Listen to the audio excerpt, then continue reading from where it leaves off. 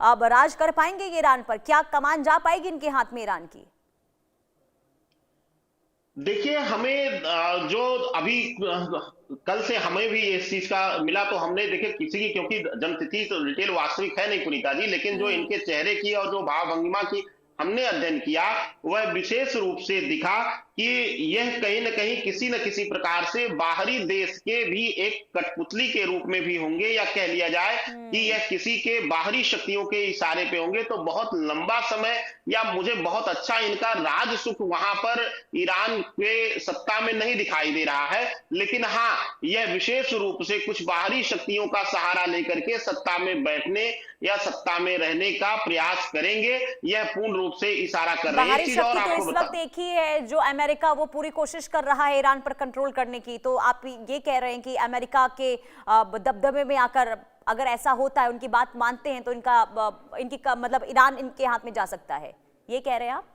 हाँ, अमेरिका के साथ साथ यहाँ इजराइल की भी बहुत बड़ी भूमिका रही। इजराइल के देखिए, हम्म। इजराइल अपने अस्त्र शस्त्र से तो आप देखिए, जो वो दावा करता था उसमें वह पूर्ण नहीं हो पाया, ना दिखा पाया वो अपनी ताकतें।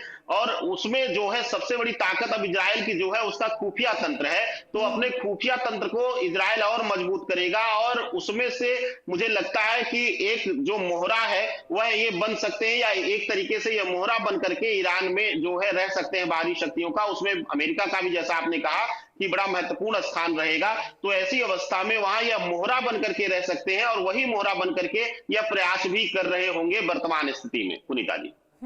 तो यानी कि इनकी कोशिशें लगातार जारी है। अगर अब अमेरिका और इजराइल के कहने पर ये चलते हैं, तो हो सकता है कि बदलाव जो है ईरान में इनको लेकर देखने को मिले।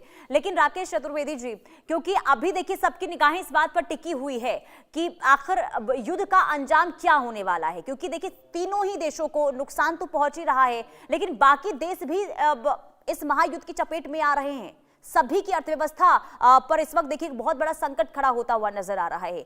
आने वाले दिनों में भविष्यवाणी क्या कहती है? जो ग्रह इस वक्त बनते हुए नजर आ रहे हैं, वो किस तरीके से मिडिल ईस्ट में, बाकी देशों में हालात बिगाड़ सकते हैं? पुनीता जी, जो वर्तमान स्थिति में मेदिनी ज्योतिष के अनुसार अगर राहु, गुरु और शनि की स्थिति देखी जाए, तो मैं हम्म। बार बार कह रहा हूं, लोग कह रहे हैं कि अमेरिका को नुकसान हो रहा है, लेकिन मैं, मेरी गणना, मेरी भविष्यवाणी जो है ग्रहों पर और विशेष रूप से नक्षत्रों पर आधारित है। और मुझे दिखाई दे रहा है कि यहाँ पर जो सबसे बड़ा लाभ ले रहे हैं वह तीन ही राष्ट्र ले रहे हैं। विशेष रूप से सबसे पहला लाभ ले रहा है अमेरिका, दूसरा सबसे बड़ा लाभ ले रहा है रूस, और तीसरा सबसे बड़ा लाभ ले रहा है चाइना। बाकी जो है एशिया, मध्य एशिया, मिडल ईस्ट, यूरोप, यह सभी देश जो है कहीं ना कहीं प्रताड़ित हो रहे हैं, परेशान हो रहे हैं, और मूलभूत सुविधाओं के लिए, यानी कि जो है एनर्जी का जो मूल स्रोत है, उसके लिए भी वह संघर्ष करते हुए दिखाई दे रहे हैं। तो अमेरिका को कमजोर ना कहा जाए, अमेरिका अपनी रणनीति में कहीं ना कहीं कामयाब हो रहा है। हाँ, देखिए, अमेरिका की रणनीति हमेशा ही रही है पुनीता जी। एक चीज आपको बता दूं, आप देख लीजिए, चाहे इराक युद्ध को देख लीजिए, चाहे अफगानिस्तान वॉर को देख लीजिए। अफगानिस्तान वॉर में देखिए कृष्ण की नीति जो है, जो विशेष रूप से रणछोड़ की भूमिका कैसे अमेरिका ने निभाई। जब उसे लगा जी। कि वहां पर अब उसकी हानि होगी, तो उसने वहां पर छोड़ दिया, वहां पे लोगों को लड़ने मरने के लिए छोड़ दिया तालिबानी सेना के हवाले। ऐसी अवस्था में विशेष रूप से अमेरिका का सिर्फ एक उद्देश्य होता है, हथियार बेचना, हथियार के बाजार में अपना मूल जो है, अस्तित्व जो है बनाए रखना, अपना प्रभुत्व स्थापित किए हुए रहना। ऐसी अवस्था में देखिए कि अगर अमेरिका कमजोर हो रहा होता, तो आज डॉलर के रेट गिर रहे होते। सबसे बड़ा जो परिवर्तन दिखता है वह उसके आर्थिक रूप से दिखता है, उसके रुपए पर, उसके करेंसी पर दिखता है। लेकिन आप देखिए कि युद्ध की स्थिति में भी जो है डॉलर कमजोर नहीं बल्कि बढ़ा है। तो विशेष रूप से आप देखिए कि यहाँ पर अमेरिका हो या रूस हो या चाइना हो, वह कहीं ना कहीं इस युद्ध का लाभ ले रहा है। अगर कोई परेशान है, प्रताड़ित है, तो विशेष रूप से एशिया, एशिया के देश और मध्य एशिया, एशिया विशेष रूप से यह पूरा राष्ट्र जो है, यूरोप, यह जो है प्रभावित इस युद्ध से पूर्ण रूप से हुआ है। और आने वाले 6 महीने में इसका असर, अगर युद्ध रुक भी जाता है, मैं 1% कहता हूं कि युद्ध रुक भी जाता है, तब भी यहां पर आने वाले 6 महीने इसका जो है दुष्प्रभाव हम सभी को, खास करके हम भारतवासियों को भी झेलना है। हम भारतवासी भी इससे सबसे ज्यादा प्रभावित हुए हैं, और अगले 6 महीने तक इसका देखिएगा पुनीता जी, भारत पर दुष्प्रभाव रहेगा। ठीक है, भारत पर भी इसका प्रभाव देखने को मिलेगा। ठीक है आचार्य राकेश जी, मैं लौटती हूँ आपके पास, जरा कुछ जानकारी हम दर्शकों तक पहुंचा दें, क्योंकि देखिए हम चर्चा इसमें कर रहे हैं जिसमें भविष्यवाणी हम बता रहे हैं कि आखिर ईरान की क्या रहने वाली है।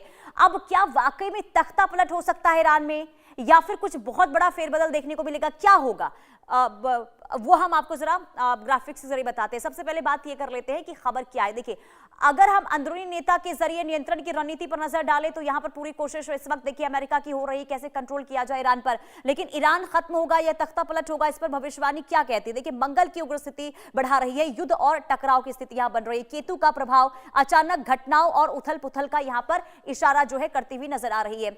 गुरु की कमजोर स्थिति से कूटनीतिक समाधान में बाधा इस वक्त आ सकती है। इसके अलावा सत्ता परिवर्तन और फिर अंदरूनी संघर्ष के बने रहने के भी संकेत यहां पर मिल रहे हैं। ग्रहों का योग, बड़ा बदलाव या फिर तख्ता पलट यहां पर संभव बता रहे हैं। शनि और राहु का अशुभ संयोग यहां पर तनाव का संकेत देते हुए नजर आ रहे हैं। मंगल की उग्र स्थिति बढ़ा रही है, युद्ध और टकराव के योग बन रहे हैं, जो हमने आपको पहले ही बताया। तो ये जो इस वक्त स्थिति ईरान को लेकर बनी हुई है, ऐसे में सवाल क्या उठ रहे, बहुत सारे उठ रहे हैं कि आखिर होगा क्या, क्या भविष्य है ईरान का। आखिर जो इस वक्त ग्रहों की चाल, जो हमने आपको बताया अभी कि देखिए ग्रहों की चाल यहां पर तमाम चीजें जो है इस वक्त करती हुई नजर आ रही है, जिसमें सत्ता परिवर्तन, अंदरूनी संघर्ष के बने रहने के संकेत मिल रहे हैं। इसके पीछे की वजह क्या है, क्योंकि ग्रहों का योग यहां पर बदलाव या फिर तख्ता पलट के संकेत दे रहे हैं। इसके अलावा शनि या फिर राहु का अशुभ संयोग यहां पर तनाव का संकेत देते हुए नजर आ रहे हैं। इसके अलावा मंगल की उग्र स्थिति यहां पर युद्ध और टकराव के योग बनाते हुए नजर आ रहे हैं। तो कुल मिलाकर देखिए अलग अलग जो यहां पर ग्रह हैं वो अलग अलग असर इस वक्त तमाम चीजों पर डालते हुए नजर आ रहे हैं। लेकिन आचार्य राकेश चतुर्वेदी जी, देखिए हमने यहां पर जो बताया ग्राफिक्स के जरिए दर्शकों को कि जो शनि, राहु, केतु ये किस तरीके से इस वक्त ईरान के अंदर उथल पुथल की स्थिति बनाए हुए है।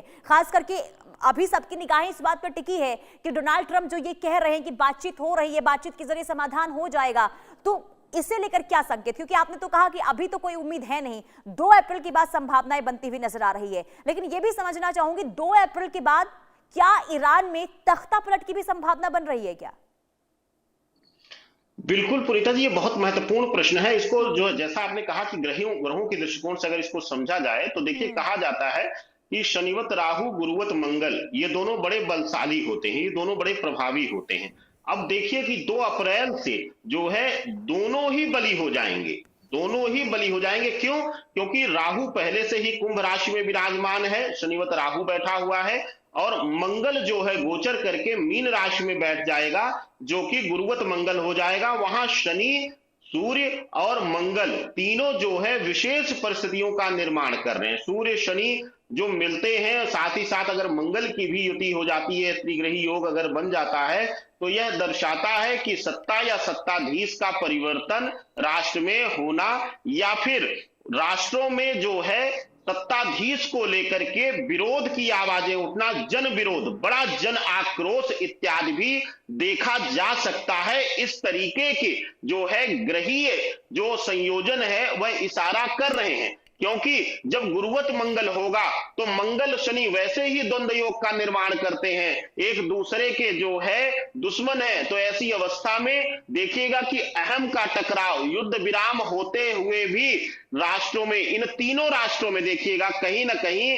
राष्ट्र के मुखिया या वहां के जो है सत्ताधारियों के बीच या अन्य तीनों राष्ट्रों के बीच कहीं ना कहीं अहम का टकराव बना रहेगा।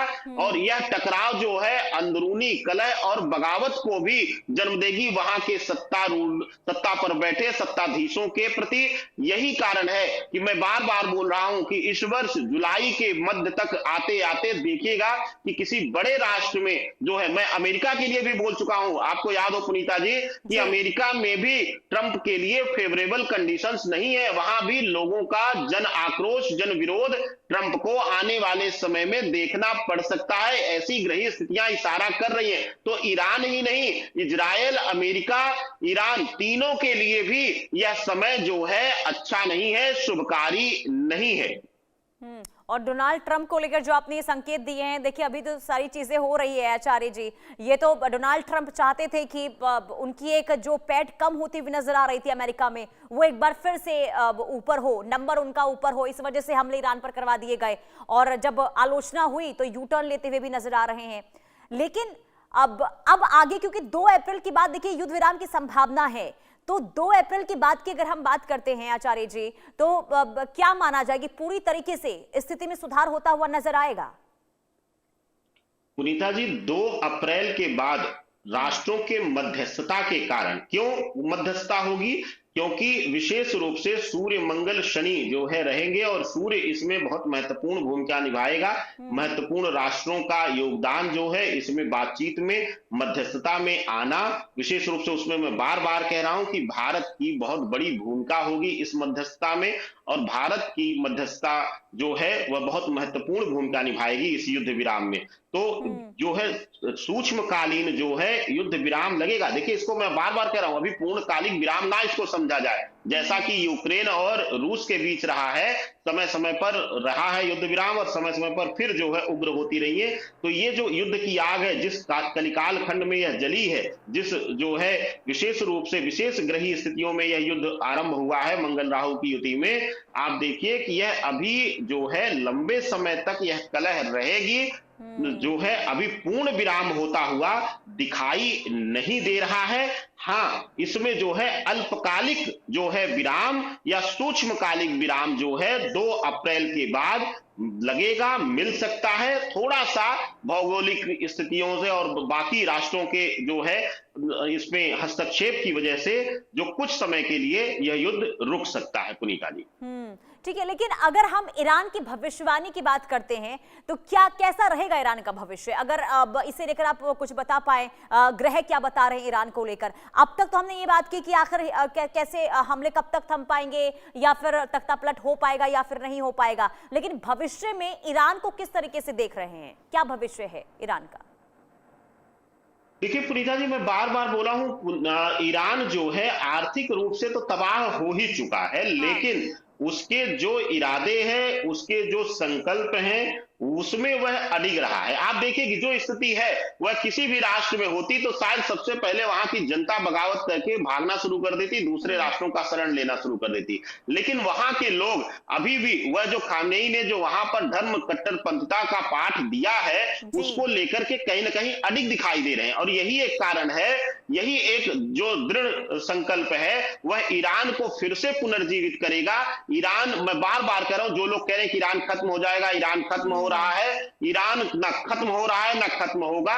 ईरान एक बार और तेजी से अपना पुनर्निर्माण करेगा, और मैं बार बार कह रहा हूं मिडिल ईस्ट में सबसे बड़ी ताकत के रूप में वह आने वाले समय में एक बार फिर से उभरेगा। इस बात से कोई जो है दो राय नहीं रख सकता, और जो ज्योतिष का जानकार है, जो ग्रहों स्थितियों का जानकार है, वो तो कतई नहीं कहेगा पुनीता जी। बिल्कुल, इसलिए मैं आपसे ईरान को लेकर सवाल कर रही थी, क्योंकि इसे लेकर जो आपने भी कहा, देखिए अलग अलग तरीके से इसे लेकर भविष्यवाणी भी की गई कि ईरान खत्म हो जाएगा, ईरान का अस्तित्व नहीं बचेगा। खुद इजराइल भी ये कहता हुआ नजर आ रहा है। लेकिन क्योंकि देखिए अमेरिका और ईरान की तो हमने बात कर ली, लेकिन अब आचार्य जी जरा इजराइल के बारे में बता दीजिए, इजराइल की भविष्यवाणी क्या है? क्योंकि इजराइल इस वक्त बहुत ज्यादा आक्रामक तेवर में नजर आ रहा है और उसने कसम खाई है कि हम ईरान को पूरी तरीके से तबाह कर देने वाले हैं। तो क्या आप देख पा रहे हैं कि इजराइल का जो रुख है वो नरम हो पाएगा? क्या योग बता रहा है इजराइल को लेकर? क्या बन रहे हैं योग? पुनीता जी, आपको याद हो हम लोगों ने चर्चा किया था कि गुरु जब अत्याचारी रहता है और उच्च की राशियों में गोचर कर रहा होता है तो वह अहंकार को तोड़ता है। और आप मानिए ये बात कि ईरान ने इजराइल, विशेष करके नेतन्याहू और डोनाल्ड ट्रंप अमेरिका, दोनों का घमंड जो है वह चकनाचूर कर दिया है। यही इजराइल दम्भ भरता था कि किसी को भी अपनी तकनीकी, अपने खुफिया तंत्र के माध्यम से 2 दिन में खत्म कर देगा। आप सोचिए कि ईरान जैसा देश जो है, जिसको ये लोग हल्के में ले रहे थे, 22 दिन से यह उसको जो है झुका नहीं पाए हैं। तो ऐसी अवस्था में इजराइल जो है, मेरे अनुसार ग्रहीय गणना के अनुसार जो इजराइल की स्थितियां हैं, ग्रहीय स्थितियां, भौगोलिक स्थितियां, जो दिशाओं का ज्ञान है, वह दर्शाता है कि इजराइल कहीं ना कहीं 5 वर्ष पीछे गया है और अब उसको अगले 2 से 3 वर्ष में जो है संभलना है, संभलने में लगेगा। वह आर्थिक रूप से भी जो है बर्बाद हुआ है और बहुत सारी उसकी एजेंसियों को भी यहाँ पर नुकसान हुआ है, खुफिया तंत्र को भी नुकसान हुआ है। तो उसको अगले जो है 2 से 3 वर्ष रीबिल्ड करने में लगेंगे, पुनर्स्थापित करने के लिए अपने आप को लगेगा। और इजराइल अब बहुत दूर रहना चाहेगा युद्ध से, मजबूरी है यहाँ ईरान के साथ, अब वो पीछे नहीं हट सकता, स्वाभिमान की लड़ाई है, लेकिन अन्य किसी युद्ध से वह अब दूरी बना लेगा। ठीक है आचार्य जी, बहुत शुक्रिया आपका इंडिया न्यूज से जुड़ने के लिए और बताने के लिए कि आखिर समग्र ग्रह क्या बता रहे ईरान, इजराइल और अमेरिका को लेकर।